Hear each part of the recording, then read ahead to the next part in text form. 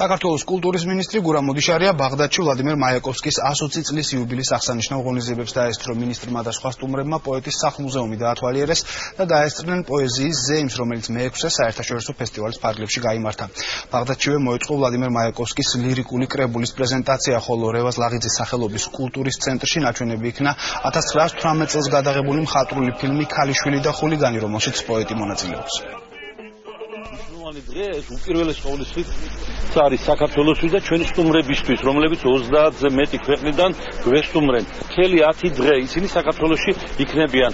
აი ახლა ხან ვიყავით ნოდარ დუმბაძის სახლ-მუზეუმში, ეხლა ვართ აქ უმშვენიერეს ადგილას, მათ აქვს ძალიან დიდი შტაბ-შტილებები, ხშირად თარგმნიან მაიაკოვსკის, ხშირად გამოსცემენ წიგნებს. ჩვენი მუზეუმი გახდა ალბათ ქვეყანაში ერთ-ერთი საუკეთესო და დღესდღეობით შეიძლება ითქვას, რომ ამაყად ვხვდებით ამ ღონისძიებას ისე როგორაც შეეფერება ეს თვითონ მაიაკოვსკის სახელს, როგორაც შეეფერება ქართულ კულტურას და ბაღდადის სტუმარ მასპინძლობას.